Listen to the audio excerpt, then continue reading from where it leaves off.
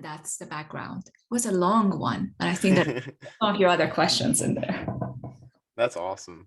I guess with that collision ground idea, one thing that I was just wondering is what is the importance of, I guess, or like what are things that MSEs don't really think about when it comes to aligning with creating societal impact and maybe the other facets that come into play outside of engineering innovations like policy and things like that.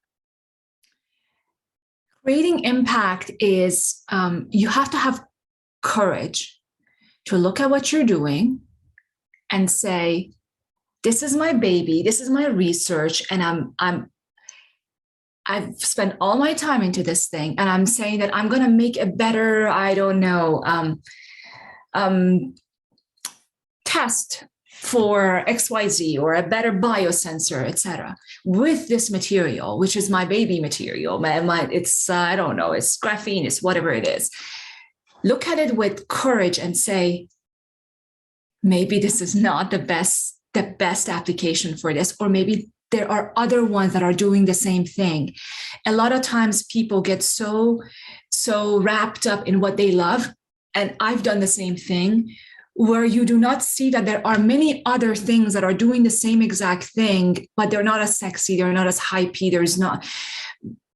but you have to have the courage to look at it and say, for the sake of humanity and for the sake of maximizing impact, maybe copper does a better job, and copper is not as sexy. It's been around for a long time. Maybe I should actually go and help the copper people, knowing that you're not going to publish. You're probably not going.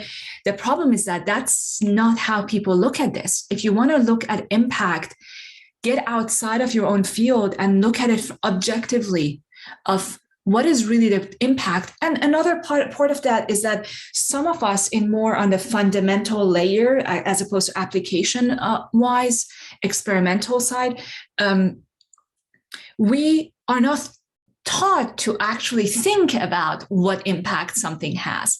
So we cannot really fault ourselves. I cannot fault myself of like 10 years ago saying, why did you not know about sustainable development? Because first of all, that was not around. But any of the global prosperity or sustainability, we are never exposed to something like that. I mean, we're not taught to think like that. So go out there and try to get outside of the bubble and look into the bubble of civil societies, the people who are really dealing with problems. And it doesn't mean they're right. It doesn't mean you're right. It means that you have to adopt some of that language and learning. And if we create that path maybe for academia a little bit, it would make it easier for young scientists to say, okay, apparently I have to think about what is the impact of I never thought about that. Not a single time I went to the lab and I thought, how does this actually affect humanity? We did, when we actually had to write a proposal for like Air Force or for something, we put these bogus things. Why are we doing this thing? Yeah, it's going to be making the better transistors.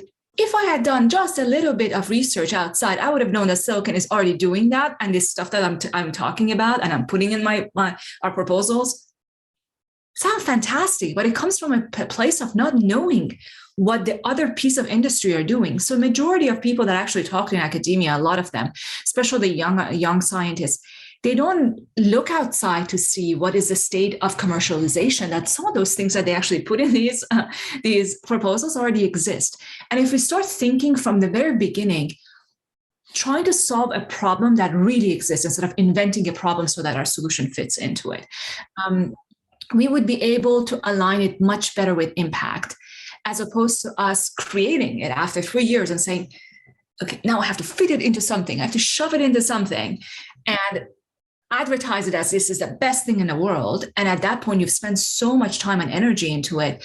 You don't want to abandon that. That takes a lot of courage to actually say, you know what? Yeah, maybe there is a better solution out there that's cheaper and it's more accessible. So I would say that